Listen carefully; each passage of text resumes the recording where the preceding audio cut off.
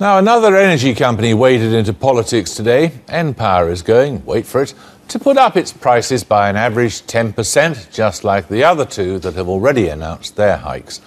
The government advice to all those squirming with anxiety or boiling with anger is that we should shop around. Labour, by contrast, promises to cap energy prices for a while at least. The voters like that idea, which has given the Tories a bit of a problem. In the Mail on Sunday, the former Conservative Party chairman, Lord Saatchi, pointed out it's now 21 years since the Conservatives won an election. The corrosive question for people like him is whether they can ever do so again. I'll be talking to him in a moment or two, but first Allegra Stratton reports. With his conference speech, Ed Miliband set the political weather, anticipating that this autumn energy prices would go up. And so they have. 8.2% from the first company, 9.2% from another, and today, 10.4% from Npower. A Labour government, he said, would freeze all of this. Stormy weather. But what do those numbers do for his own numbers? Since Ed Miliband's conference speech, his personal standing has gone up by 12 points, and the number of Labour voters satisfied with their leader is up by 22 points. But the party's overall lead on the Tories hasn't extended. Some Tories are delighted with Ed Miliband's energy price freeze. They believe in one fell swoop he resuscitated Marxism. It's no longer just a plaque on the wall.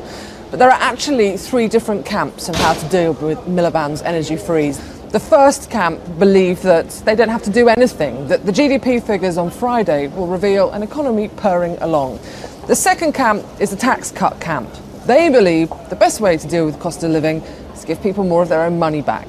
The third camp thinks the answer is competition. That Ed Miliband is onto something by saying the utility companies need to be cracked down on. It's just the Tory answer should be more competition. This last camp believe they must move because vast sections of the country favour action on the utilities companies. In just one recent poll, only 12% trust energy companies to treat their customers fairly. 84% don't. Answering another question, 63% support a plan to freeze gas and energy prices for 20 months. 26% oppose it. But the Labour leader, pollsters say, has to convince voters a little more if he's to capitalise on these numbers.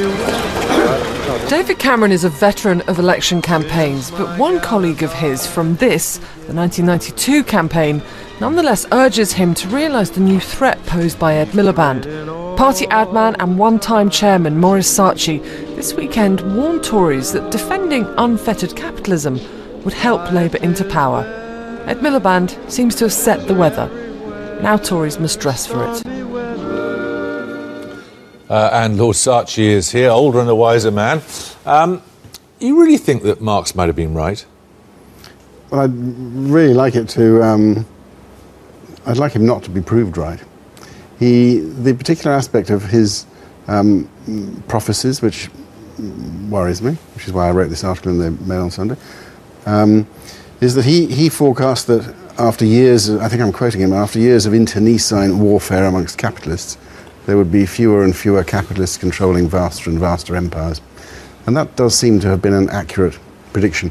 And I would be alarmed if that was allowed to take hold, and what it says behind me, capitalism isn't working, became what people believe, and that then they might turn to state socialism, state control, as an answer to a free market system which they don't regard as being effective. The energy, of course, as you've been dealing with in the programme, this is an absolutely key test of public opinion.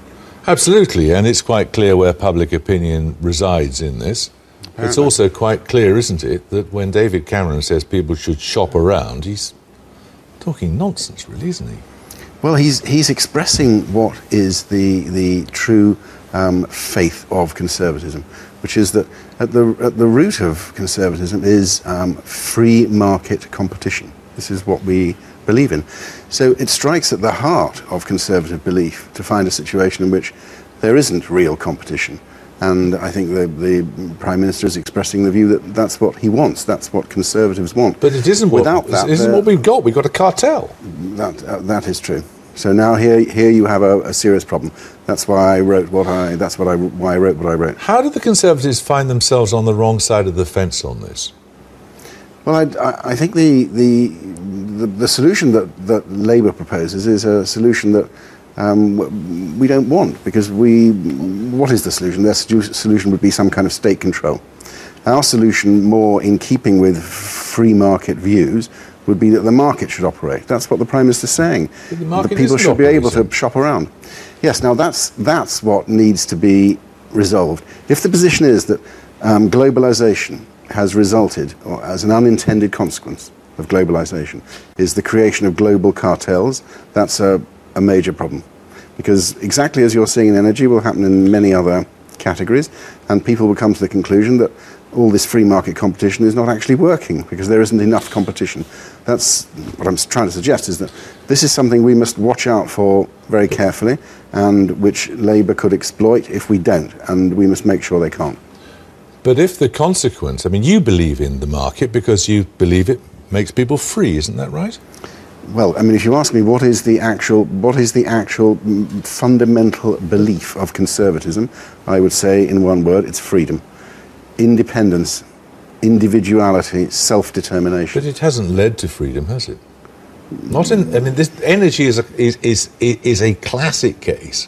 It hasn't led to freedom. And if you can't afford to pay the bill, it's a rather interesting philosophical idea. But that's all. Well, let me go on with basic conservative belief. Will that help? Yeah. Okay. So let's say the most fundamental conservative belief is freedom. Now let me ask you this. Is there a connection between freedom and money? I would say that there is. And to deny that would be hypocritical. I take as my case Professor J.K. Galbraith.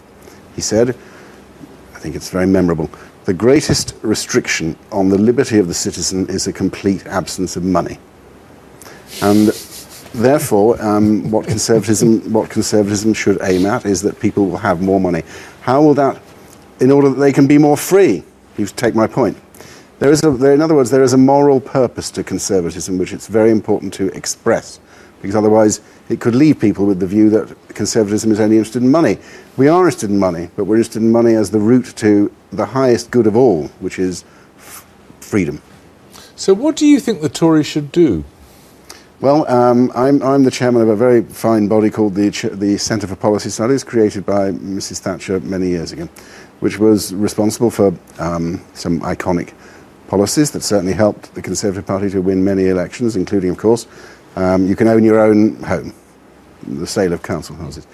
So we are going to have to develop, and we will, a policy, just one, because more than one is already too complicated, before the next election, which has the iconic status in terms of appeal and simplicity of you can own your own home. That's our aim in the Centre for Policy Studies, and we'll do it. And this will have a big impact. Do you know what that policy is going to be about? Yes. Go on. It's going to be about freedom. It's going to be about freedom and the connection between freedom and money, because we are not going to shy away from the fact that to speak about freedom without speaking about money is hypocrisy. The Conservative Party is often accused, are we not, condemned for being money-obsessed, therefore having a heart of stone. But at the root of conservatism is a very high moral purpose, which is the pursuit of freedom and independence. And when the Centre for Policy Studies produces this policy, you will see that it connects the aim of freedom with the need for money. And it'll be dramatic, culture changing. We look forward to hearing more about it. Thank you.